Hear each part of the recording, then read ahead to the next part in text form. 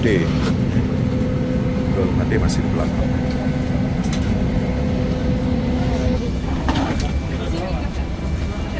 Nah, ini 25C, kita di sini. 25D. Suasana di kabin Jakarta menuju Kuala Lumpur. Kita naik pesawat Boeing 737-800. Ini ada in-flight entertainment-nya saat ini. In-flight entertainment-nya, jadi kita aktifkan dulu mode terbang, dan kita aktifkan WiFi dan kita masuk ke MA Studio Stream. Kemudian di sini ada charger, chargernya bisa USB, bisa juga yang mode yang sekarang ini yang Ultra ya, 23 dipakai yang 15 watt. Nah, ini yang menarik, ini ada pegangan holder HP. Nah, jadi kalau mau nonton bisa di sini taruh kayak gitu. Holder HP atau jadi kalau nonton ini biasa fry untuk makan. Saya dengan Malaysia Airlines sudah Bali belasan tahun, nggak pernah terbang lagi dengan Malaysia Airlines terakhir. Ini alasan kayu Mesir. Terima kasih. Makan siang. Makan siang.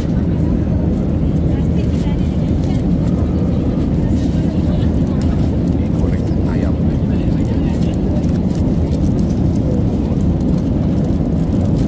Mie goreng sama ayam. Mantap. Jus nice. Itu apa? Oke, ada South East.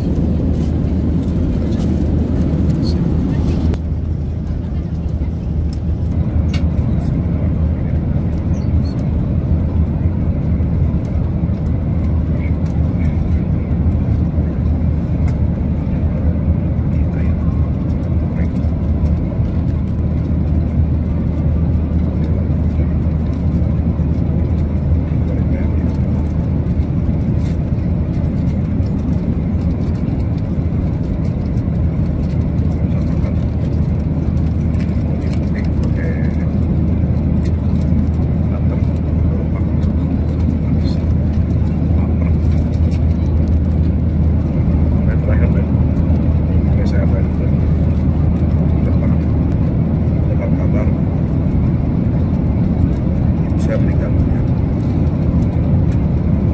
bermalam tahun 2005.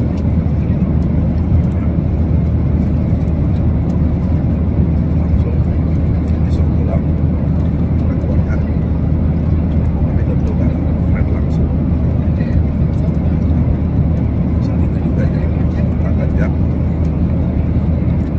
Ya, malamnya saya berangkat dari airport Kairo naik pesawat Malaysia Airlines yang pertama. Malaysia Airlines bukan Toronto Sydney ya. 2004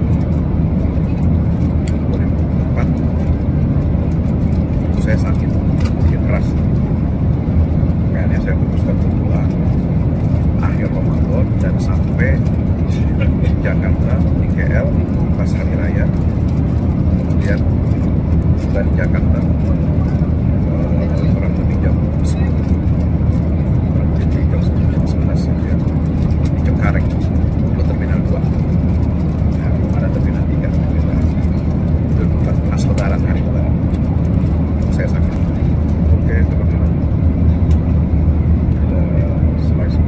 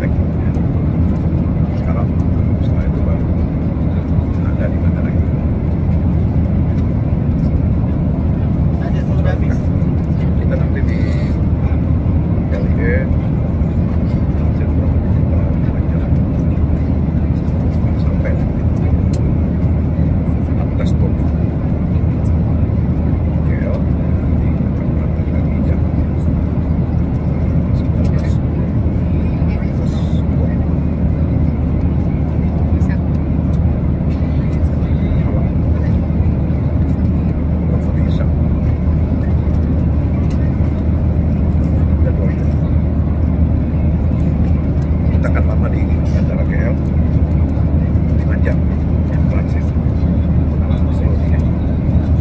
Jadi terus saya bosan. Saya minta kacang lagi, kacang asin ya, kacang panas. Dan asam ya, sekali lagi bosan karena dari airport 5 jam lumayan ambil kacang ya kan. Waktunya juga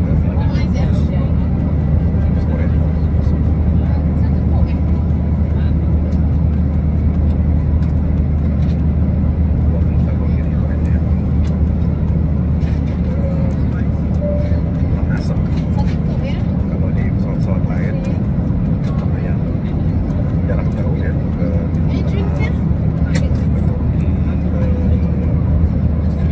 dari Qatar ya, Dubai itu terusnya Florida juga asap kayak Sarkis.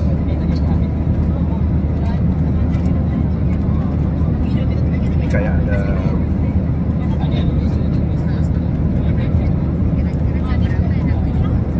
jam 2.20 2 jam. Ini kayak ada palmi orange tapi agak manis, kurang asam. Kalau saya biasa minum jus jeruknya asam.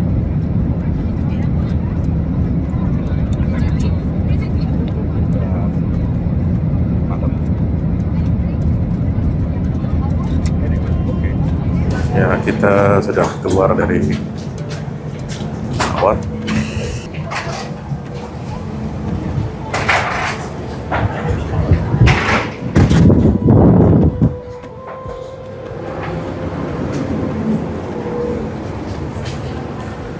Kuala Lumpur International Airport.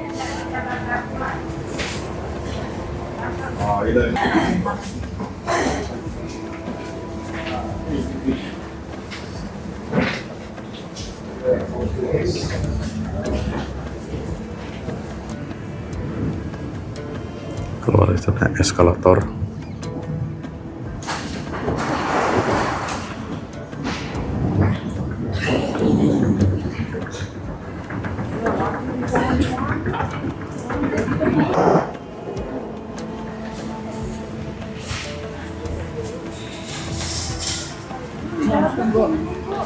Bukan ambil barang kita kan.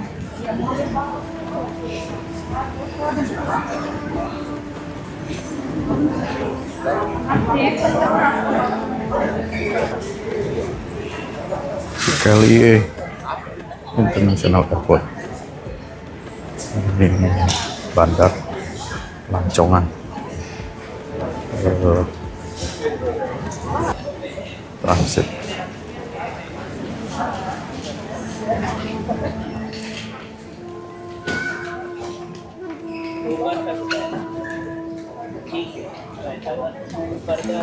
Boarding pass पे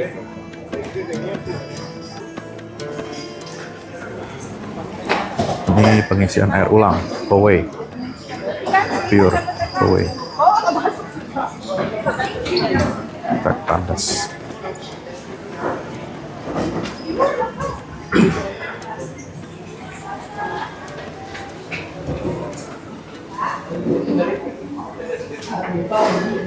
Habis dari tandas toilet, kita coba cek pesawat-pesawat transfer. Ini kata jadwal penerbangan. Kita akan ke Alostar sore jam 7.20 malam. Ya, kita tadi habis ngisi air di sini, ngisi air ulang, Poway ya, air dingin. Keren.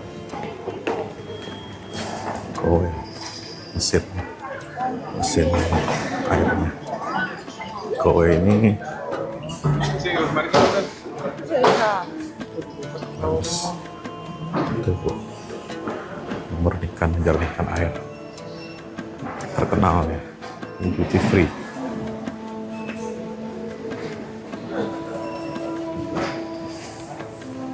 Mereka rokok-rokok.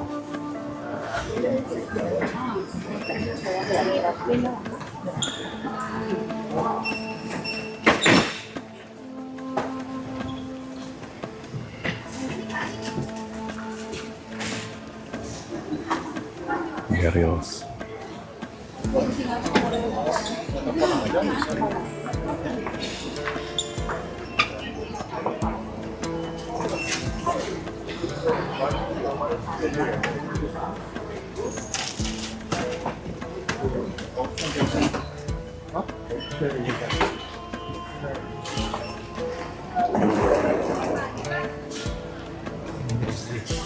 Hah?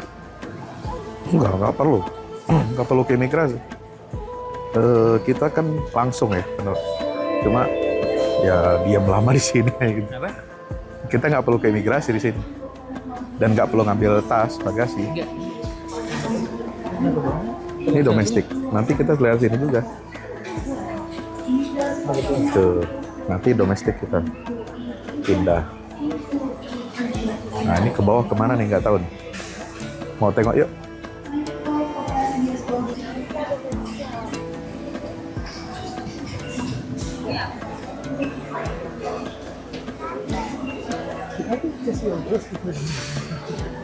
Jumawon.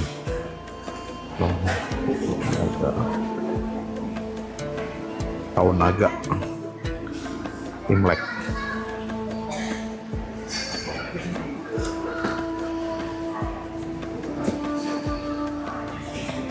Naik ke pesawat.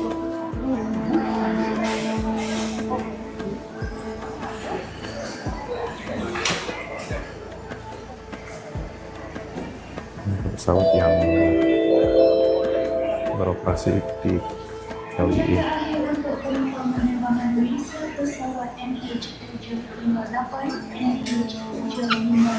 Penyerapnya Garuda 737 IA, Air Korea, Royal Jordan,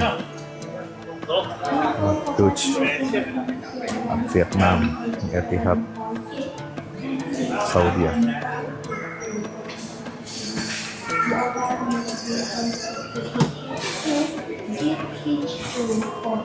Oh ini masuk nih setelah imigrasi di depan. Kalau yang mau berangkat masuknya di sini, domestik.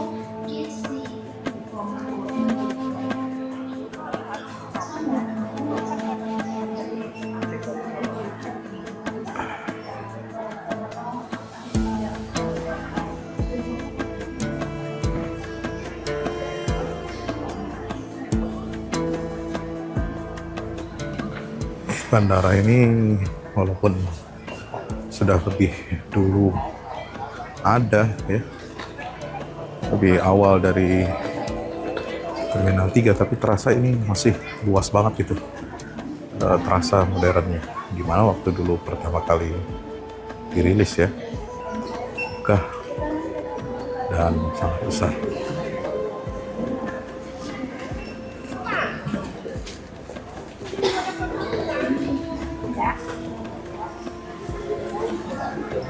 Jam 3 kurang seperempat waktu Kuala Lumpur. Kita akan ke domestik untuk lepasan dalam negeri. Saya anak Dayu.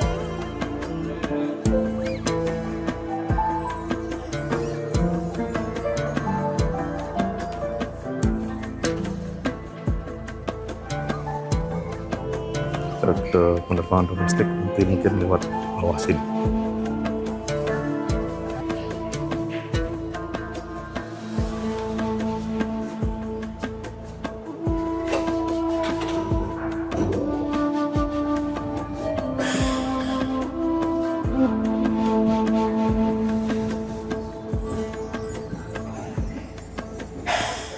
Oh, ini jalanan kereta bandara yang di dalam ya, dari satu terminal, dari terminal 1 ke terminal 2 ini.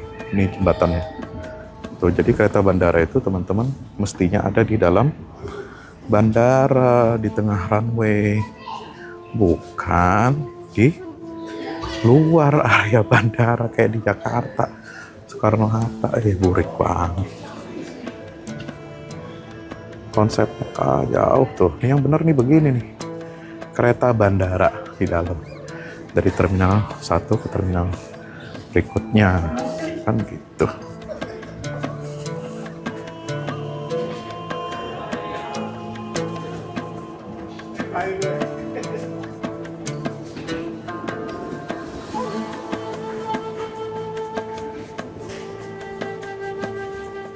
Ini kita imigrasi domestik. Ya, ini kita sudah di terminal domestik Kali ya, menuju Alor Star. Ya. Ini udah terminal domestik aja keren. Tuh.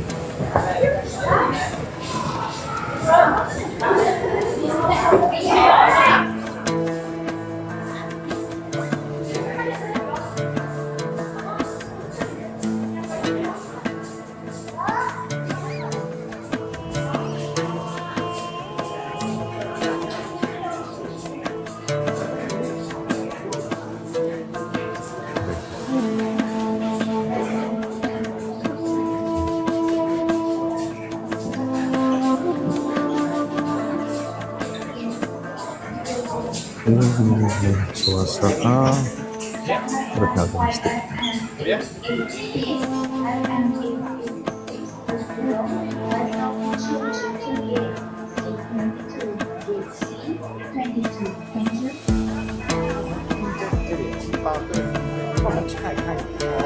Itu yang menuju terminal internasional. Kita terminal domestik dulu. Jam 19.20 penumpang Philippine Airlines pesawat Alor Star ER528 ER528 ke Manila. Diminta semua penumpang dipersilakan ke balai pelepas pintu C234, balai pelepas pintu C234.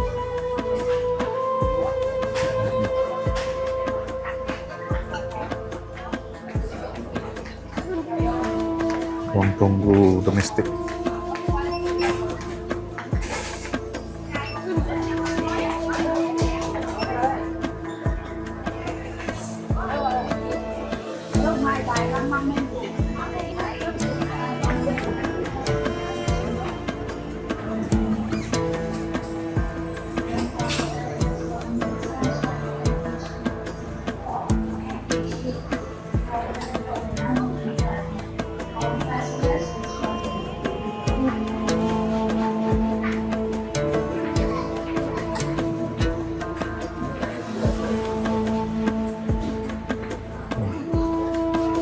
Lokal.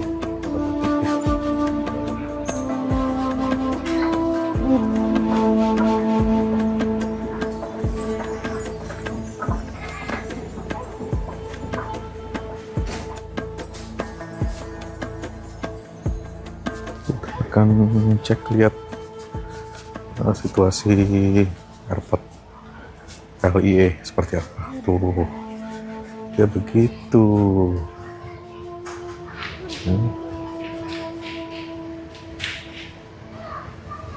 Itu tempat masuknya. ada 2 koridor ya. Nah, ini domestik. Di sini di sebelah sana ujung domestik sini. Keberangkatan dan ketibaannya di atas tuh.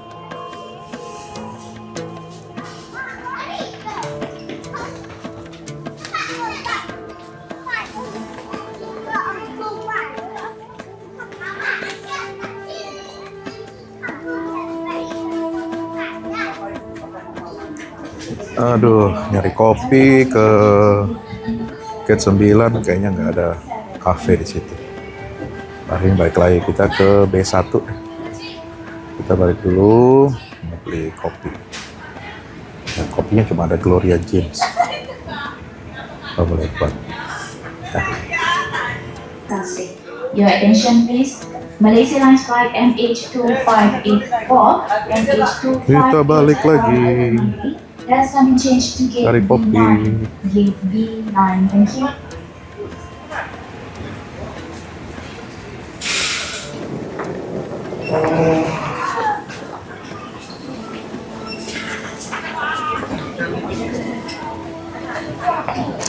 Ini baru dapat. Baru ada kopi di sini.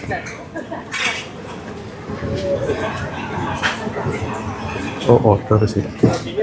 Pick up-nya di situ. Di sini order. Ya, kita kita akan terbang lagi menuju Alor Star, negeri Kedah. Ya. Naik pesawat Malaysia Airlines juga. MH itu disingkat Malaysian Hospitality. Ya, ini singkatan mereka. Bikin tagline-nya. Dari KLIA kita akan take off pukul 19.20 dan insya Allah tiba di Alor Star jam 8.25 insya Allah. Kita menuju Alor Star MH 1252 cool hour. Oke, seat kita di 18C. 18C. Kita pakai pesawat yang sama, maksudnya jenis yang sama ya, B737-800. Masih ada juga in-flight entertainment, wifi.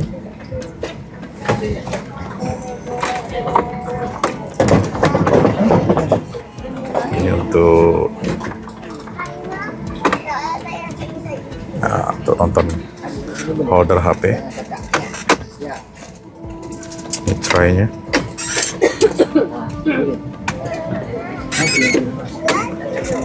Dan ada majalah in-flight magazine Going Places. Alhamdulillah kita sudah sampai di Alor Star, di Bandara Alor Star ya. Pukul 8.15 waktu lokal.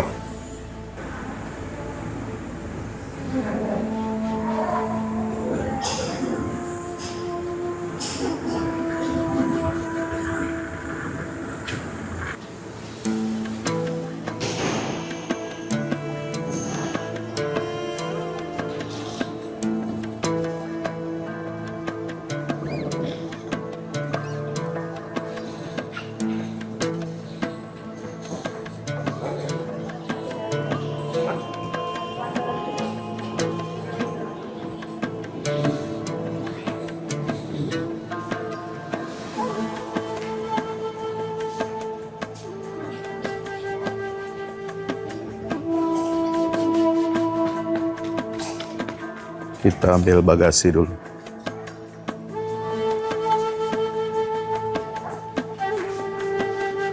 Bagasi dari Kuala Lumpur di Carousel Bay. Alhamdulillah kita sudah keluar bandara. Ini dijemput oleh panitia. Ya.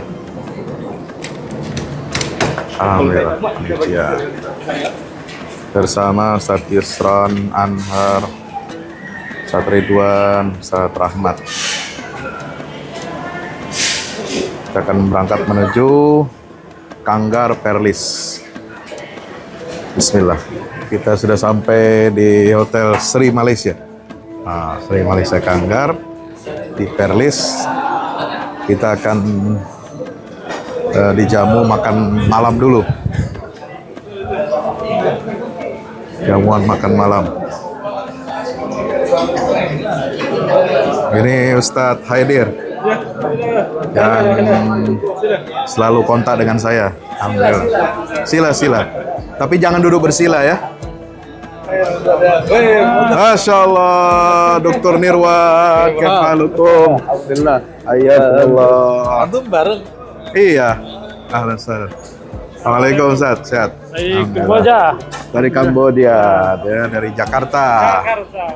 Dr. Nasir, sehat? Alhamdulillah. Nah ini.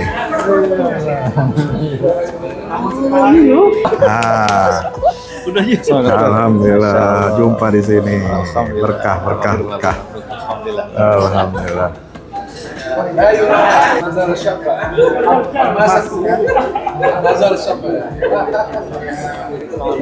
Dari Perlis. Ah, alhamdulillah. Oh, sebelumnya jumpa ya. Alhamdulillah. Baik.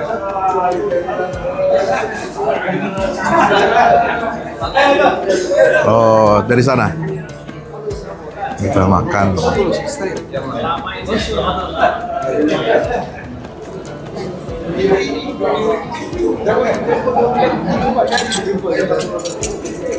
Ya. Ayo. Kita makan dulu. Dokter Basirun, terbalik arahnya. Masya Allah. Selesai makan malam, ya kita menuju kamar hotel penginapan. Namanya Sri Malaysia. Oke. Pesawat 14 ya. Blok D. Makasih Stas ya. Ayo.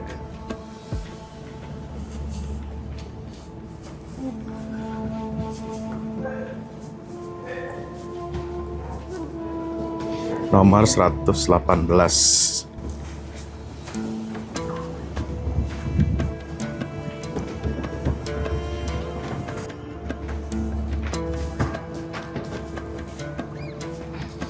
Ini lagi cantik bunganya.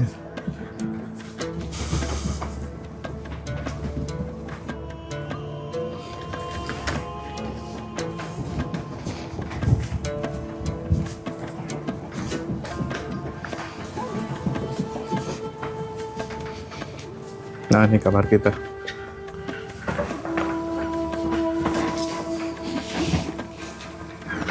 Alhamdulillah, kita sampai masuk kamar 118.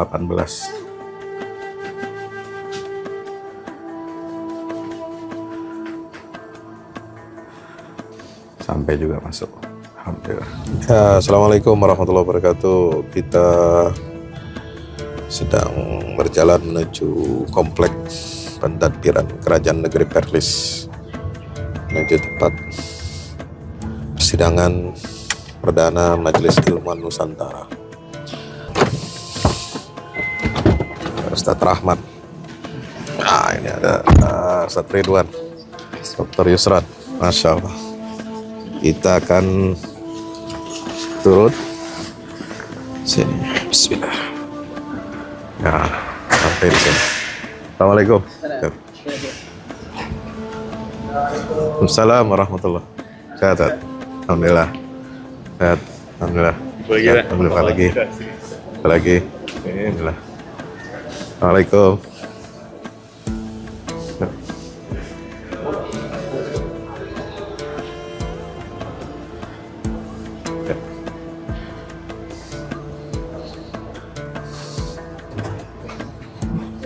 Assalamualaikum.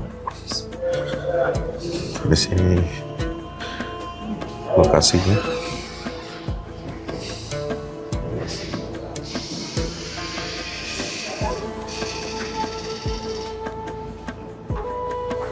Di Mesyuarat Utama. Assalamualaikum.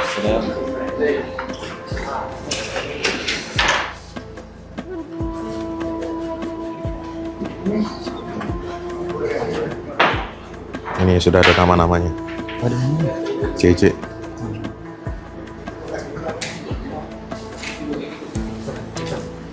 Ini tempat duduk kita.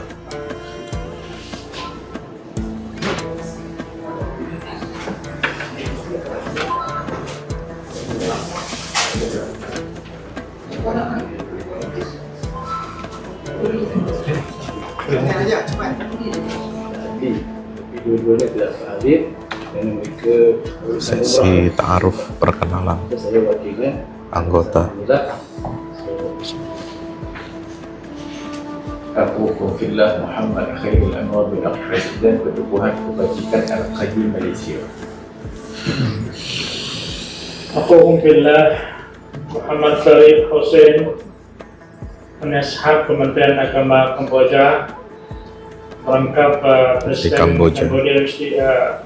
Kabinet Muslim International lain, dan juga sebagai Presiden Cambodia University of Management and Technology, sebuah universiti Islam pertama di Kamboja. Terima kasih. Alhamdulillah.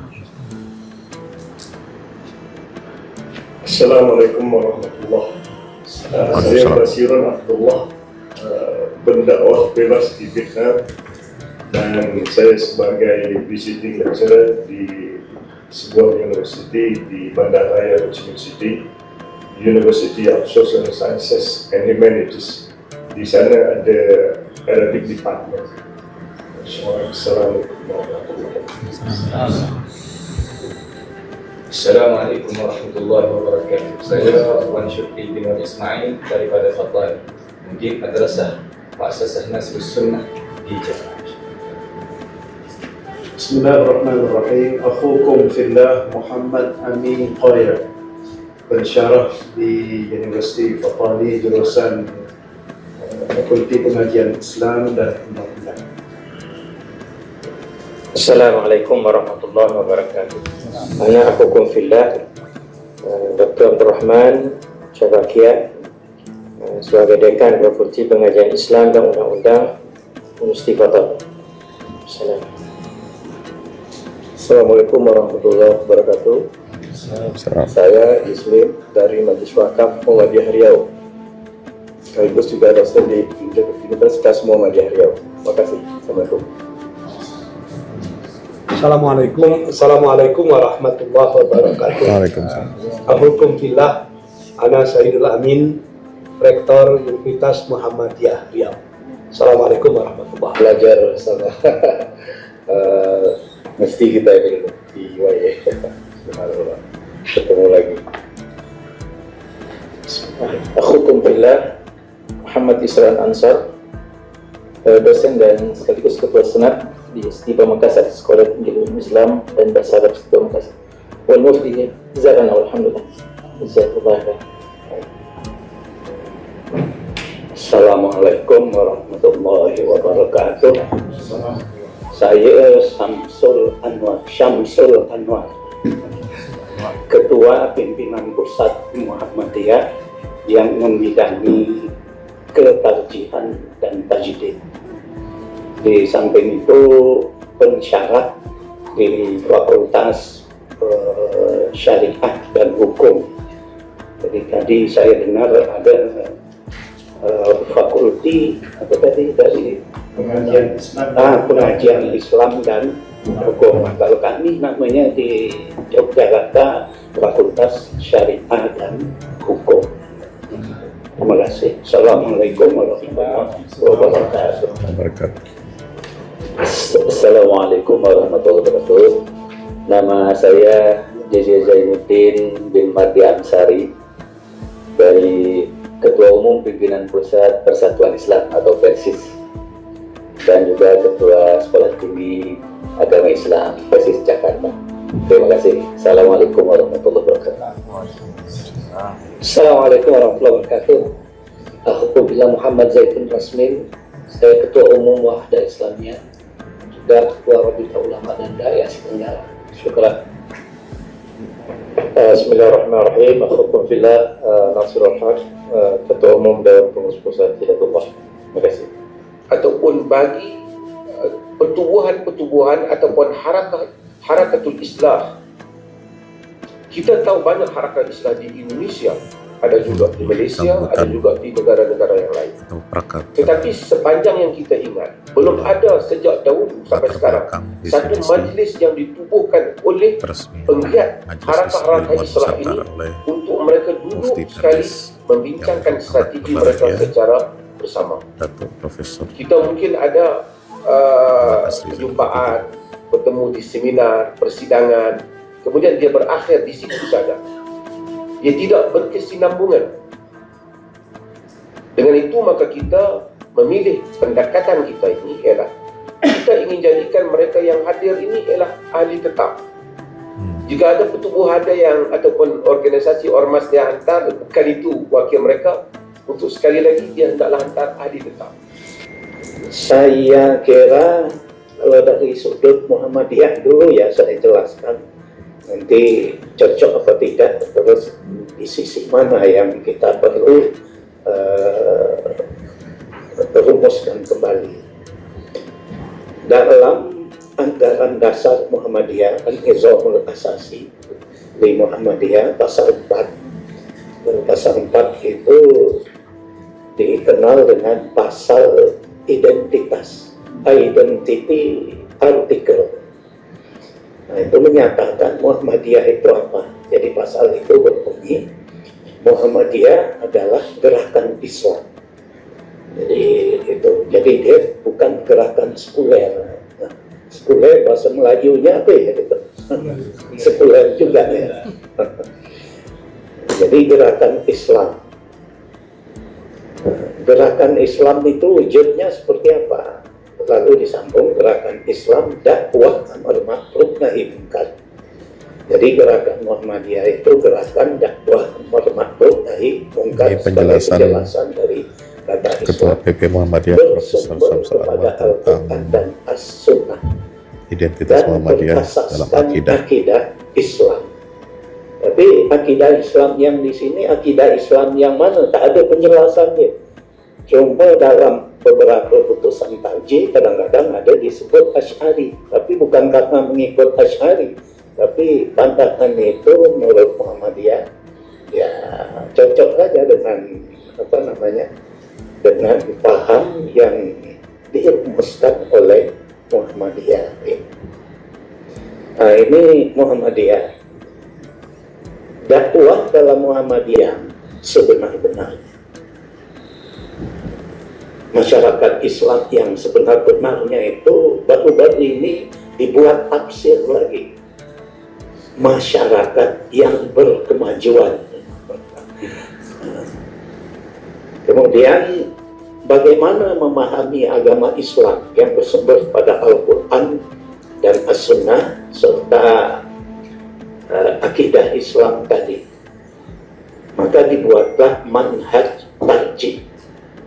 Manhaj tarjih itu suatu sistem dan metode untuk memahami agama Islam keseluruhannya.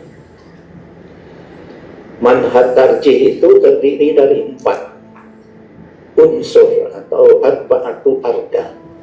Jadi unsur yang pertama unsur wawasan. Jadi di dalam memahami agama itu kita harus punya wawasan atau perspektif. Jadi wawasan atau perspektif ke arah mana pemahaman agama itu kita arahkan. Jadi banyak perspektif. Perspektif yang pertama adalah ada muntaqayyud bi mazhabin muayyan. Jadi tidak terikat kepada mazhab tertentu seperti tadi sudah disebut. Yang kedua, berorientasi tajdid. Berorientasi tajdid itu artinya oriented tajdid. Jadi dalam memahami agama Islam kita bersifat tajdid. Arti tajdid itu adalah dalam hal-hal ibadah dan akidah kita kembali kepada sunnah Nabi. Jadi kalau akidah dan ibadah tidak sesuai dengan sunnah Nabi, tolak. Di awal sejarah Muhammadiyah, nah ini namanya bid'ah dan khurafat. Khurafat. TBC. Ya, Tapi kakak itu di Muhammadiyah sudah semakin kurang populer, tapi bukan karena paham itu ditinggalkan, tidak. Cuma untuk pergaulan dengan masyarakat aja, supaya masyarakat ya bisa bekerja sama dengan kita. Tapi segala sesuatu ibadah dan akidah yang tidak bersumber pada Al-Quran dan As-Sunnah itu ditolak. Yang ketiga, tadi bersifat terbuka. Nah, jadi paham Muhammadiyah itu bersifat terbuka, artinya orang lain mau ngeritik silakan. Yang penting apa dalilnya. Kalau dalilnya memang lebih kuat, ya kita kaji lagi apa yang pernah kita putuskan itu untuk melihat dengan pendapat yang lebih baru. Ya ini namanya terbuka. Kemudian ada perspektif tasamuh, toleran. Artinya kita tidak memutlakkan diri kita lah yang benar, tapi kita yakini apa yang kita putuskan itu adalah kemampuan kita pada saat itu untuk mengkajinya, sehingga kalau ada orang yang berbeda, tadi kita tidak mengatakan mereka sesat atau mereka jadi pertengahan lah kira-kira gitu. Nah itu jadi harus selalu berada di jalan tengah gitu. Sesuai dengan adagium yang orang sebagian menganggap itu sunnah hadis Nabi, tapi dari segi hadis Nabi kan tidak dapat dibuktikan itu yang sore, yaitu khairul umuri awsatuha. Nah itu beberapa dari wawasan. Kemudian unsur yang kedua sumber. Jadi sumber itu ada sumber pokok dan ada sumber tambahan. Sumber pokok Al-Quran dan hadis. Sumber tambahan itu yang lain-lainnya, jemaah kias, istiqlal, istisab, konsah, abi, uruf, sampai syarh umar, kodelana, satu syariah dan sebagainya. Nah itu unsur sumber. Yang ketiga ada unsur pendekatan. Jadi bagaimana kita mendekati sumber-sumber tadi untuk ditafsirkan. Jadi ada 3 pendekatan. Jadi muqarabah bayaniyah, pendekatan bayani, menggunakan ayat-ayat dan hadis serta ilmu-ilmu yang terkait dengan hal tersebut. Jadi ilmu fikih, usul fikih, ilmu hadis, ilmu tafsir, ulumul Quran dan sebagainya. Nah ini namanya pendekatan bayaniyah. Karena kita bicara agama nggak mungkin lepas dari ayat Al-Quran dan hadis. Pendekatan yang kedua, pendekatan burhani. Jadi di dalam memahami agama Islam ini kita juga memakai pendekatan burhani, yaitu pendekatan dengan menggunakan teori-teori ilmu yang berkembang paling mutakhir. Nah, jadi berdasarkan ilmu pengetahuan, misalnya menetapkan awal Ramadan, nah, itu tidak hanya pakai hadis saja, tapi kita harus melihat bagaimana menurut ilmu astronomi. Nah, jadi itu namanya pendekatan burhani. Dan banyak lagi dalam masalah yang lain. Baca itu boleh makan Bapak? Oh iya. Nah, jadi Bapak boleh makan. Saya mulutnya bergerak-gerak juga, tapi tak makan. Dan yang ketiga adalah pendekatan Irfani. Pendekatan irfani itu artinya bahwa apa yang kita putuskan itu tidak semata-mata berdasarkan kekuatan hati, kekuatan akal, rasional, ansih, rasional, tidak hanya itu, tetapi juga kita harus mempunyai kepekaan nurani yang dalam. Raja Muda Perlis sudah memasuki ruangan dan acara peresmian persidangan Majelis Ilmuwan Nusantara.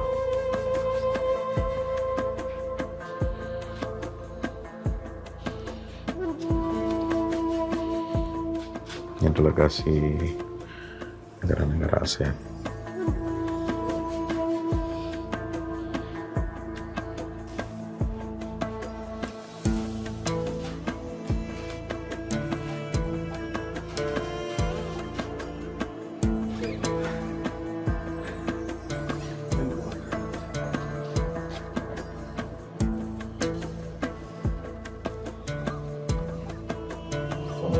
pada hari ini melambangkan sikap mesra rakyat Tuanku serta menzahirkan keprihatinan Tuanku kepada rakyat dan sudah tentu ianya akan menjadi kenangan abadi buat Pakcik serta sekalian hadirin pada hari ini.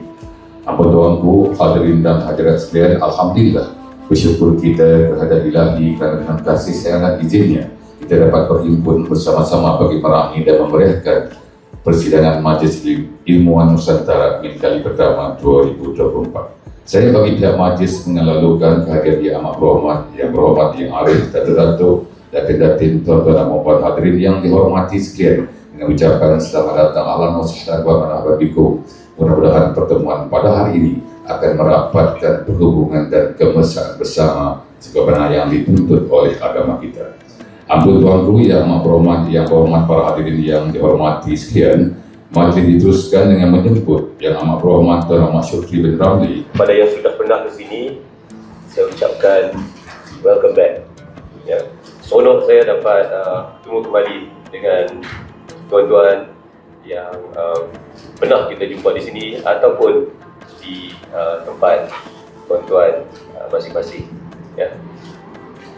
Alhamdulillah, setinggi-tinggi kesyukuran saya merapatkan kepada Allah SWT atas segala nikmat yang telah diberikan olehnya, dan saya bersyukur atas kesudian tuan-tuan untuk hadir mengikuti sidang Majlis Ilmuwan Nusantara yang julung kalinya diadakan di negeri ini atas inisiatif Maha, Pertubatan Mufti, Muhammad dan juga rakan-rakan strategi yang lain. Semoga dengan persidangan-persidangan seperti ini dapat memantapkan sama atau tolong-menolong untuk kepentingan dakwah di Asia Tenggara ini, dan sekaligus dapat juga menempatkan Perlis sebagai satu platform penting dalam menjayakan gerakan dakwah di rantau kita ini. Nah, ini peresmian Majelis Ilmuwan Nusantara oleh Raja Muda Perlis.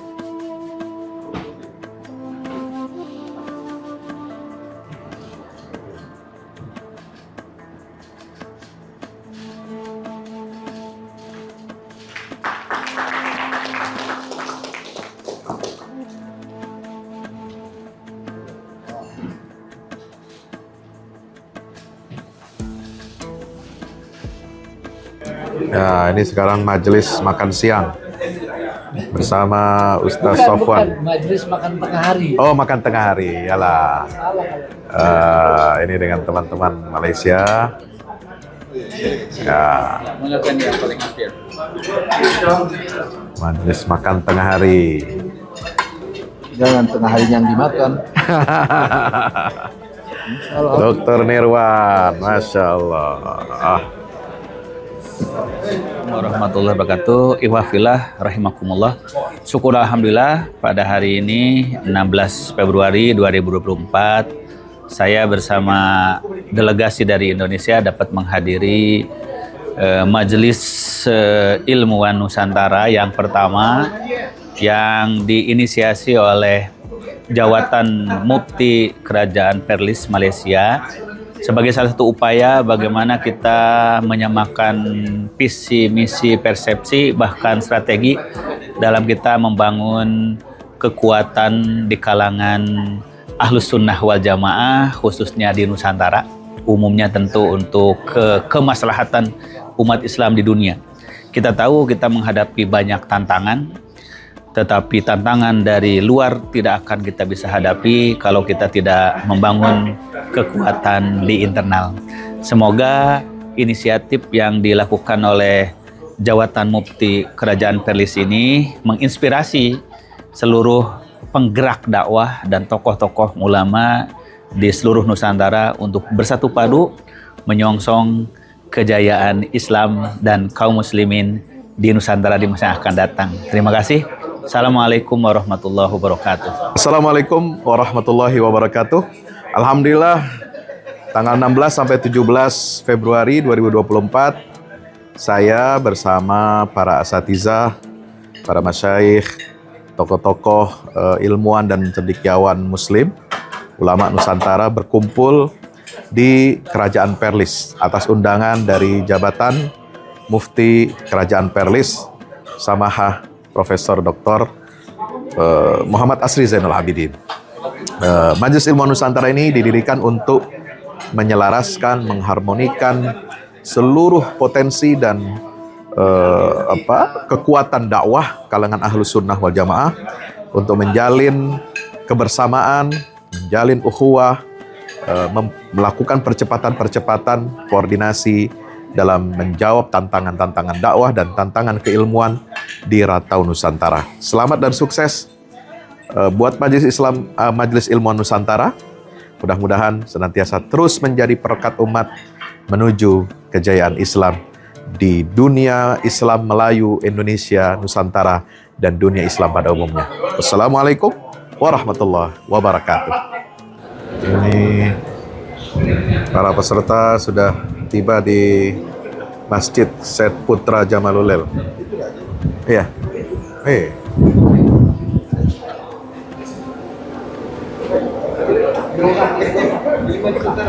Ini masjid kerajaan.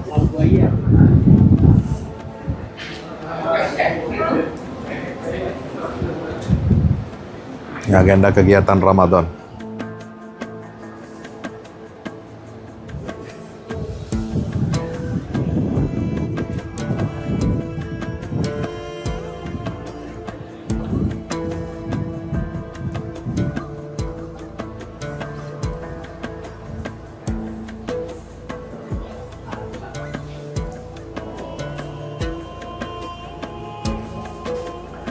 Area tempat wudhu.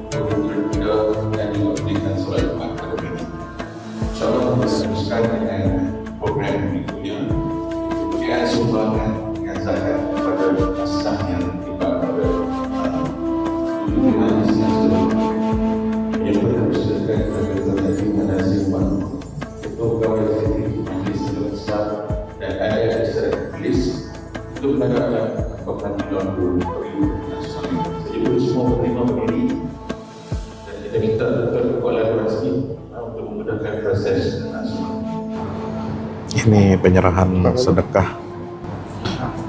sedekah dan zakat dari Raja Muda setiap hari Jumat siang.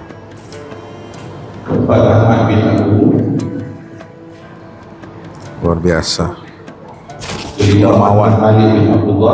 Kedermawanan Raja. Keenam Izzuddin bin Matali.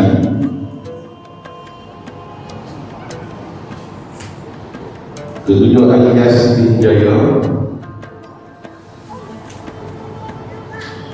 Kedelapan Arifin bin Jafar. Daripada persidangan kita ini untuk kita bincangkan secara bersama pada hari ini. Resolusi itu sedang di print ataupun sedang dicetak untuk kita bincangkan. Untuk itu sementara menunggu ruang masa itu boleh kita ikat. Mami boleh paparkan.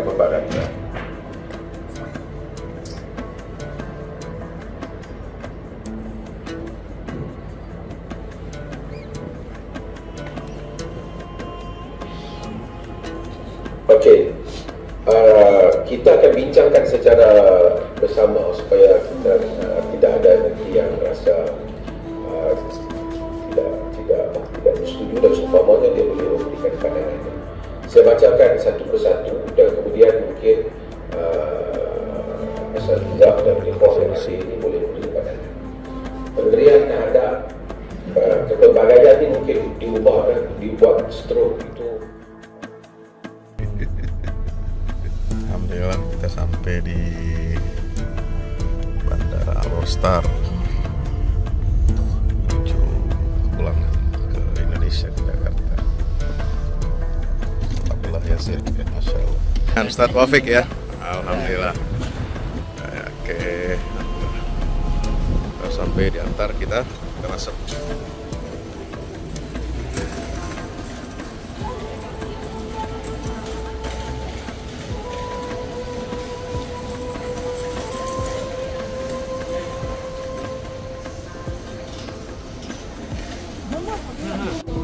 Selamat tinggal Alor-Star Triperlis. Kaulah tuanku, ampun tuanku. Akan menuju Kuala Lumpur dengan pesawat MH1209.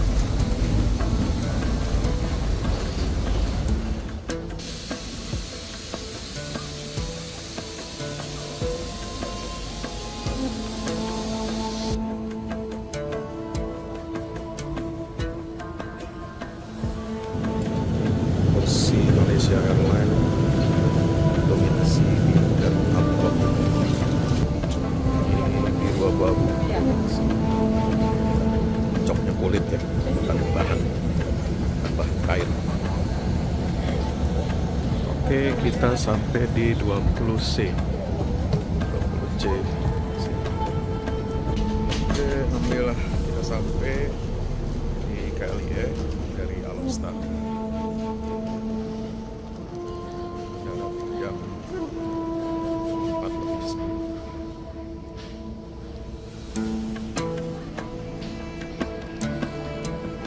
Penerbangan menuju Jakarta.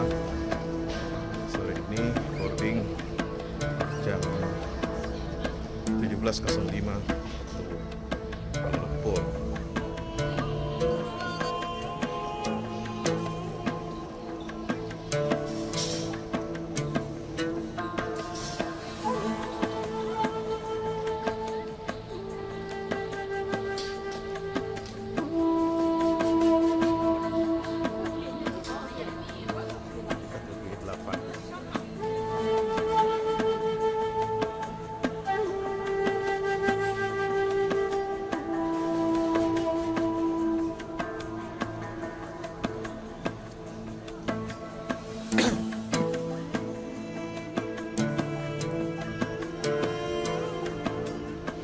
Iya, kita sudah lewat imigrasi transit.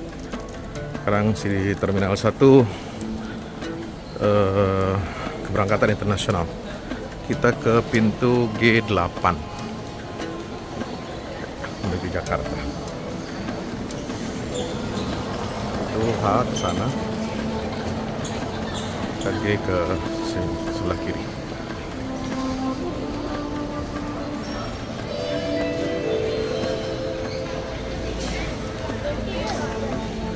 Alhamdulillah pintu kita berubah jadi G6. Nah, kita akan menuju ruang tunggu.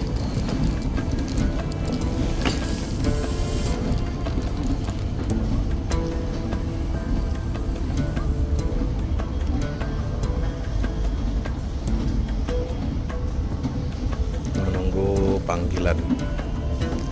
Ya, panggilan masuk.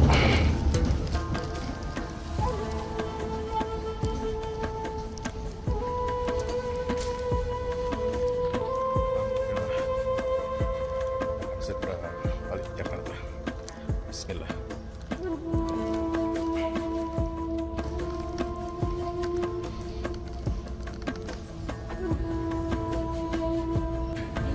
Oke, kita boarding sekarang. Tadi setelah delay 1 jam ya, sekarang jam 7 kita boarding. Kita di 6F.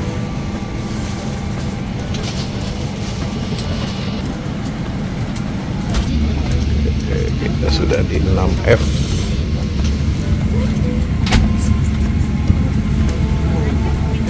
Pesawat 737-800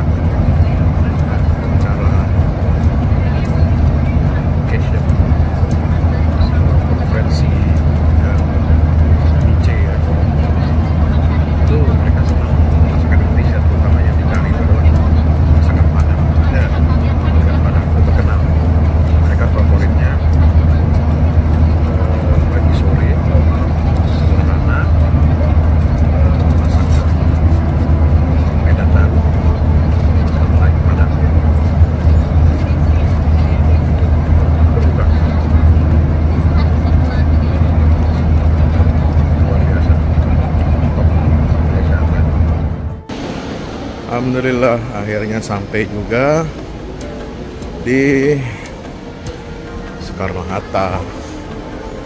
Ya. Ini kita naik ke atas terus turun lagi. Ini yang keberangkatan ya Soekarno-Hatta. Kita turun lagi, ambil bagasi. Waduh. Setelah delay 1,5 jam, dia berangkat selamat sampai Jakarta. Dan itu koper bagasi saya sudah masuk, mau masuk ke pesawat, malah disuruh masukin bagasi. Padahal dari Bandara Alostar kita boleh bawa cabin. Akhirnya tunggu sebentar nanti untuk bisa ambil waktu lagi nih. Ya Allah, Masya Allah, tabarakallah. Alhamdulillah sudah sampai. Jumpa lagi teman-teman dalam perjalanan safari dakwah berikutnya. Assalamualaikum warahmatullahi wabarakatuh.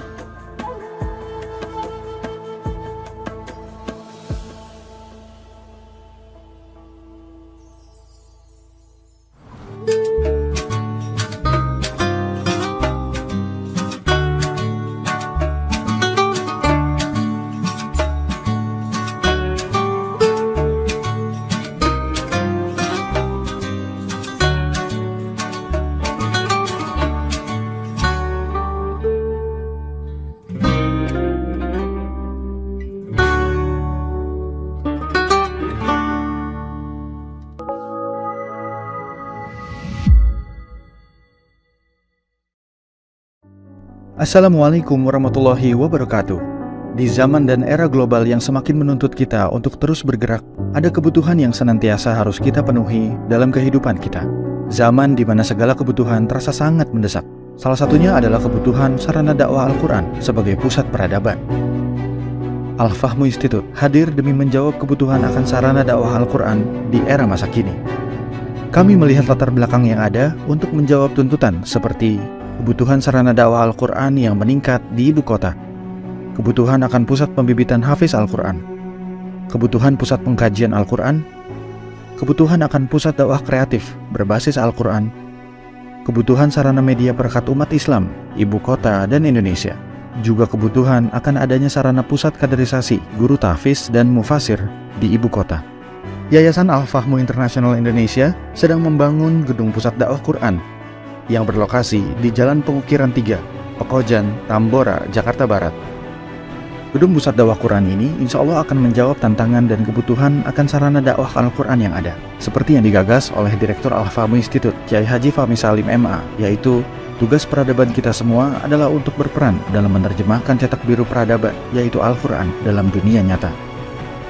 Kami mengajak jamaah semua untuk ikut dalam perdagangan yang tidak merugi ini, sebagaimana yang disampaikan dalam Al-Quran Surat Fatir ayat 29-30, yang artinya, sesungguhnya orang-orang yang selalu membaca kitab Allah dan mendirikan sholat dan menafkahkan sebahagian dari rezeki yang kami anugerahkan kepada mereka dengan diam-diam atau terang-terangan, mereka itu mengharapkan perniagaan yang tidak akan merugi, agar Allah menyempurnakan kepada mereka pahala mereka dan menambah kepada mereka dari karunia-Nya. Sesungguhnya Allah Maha Pengampun lagi Maha Mensyukuri.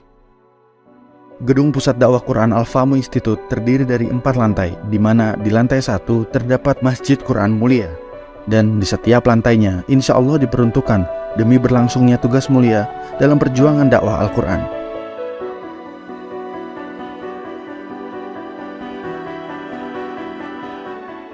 Berikut adalah rencana anggaran biaya yang dibutuhkan dalam pembangunan Gedung Pusat Dakwah Quran.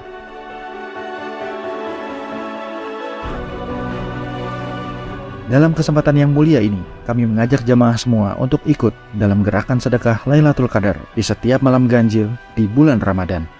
Salurkan melalui nomor rekening berikut ini.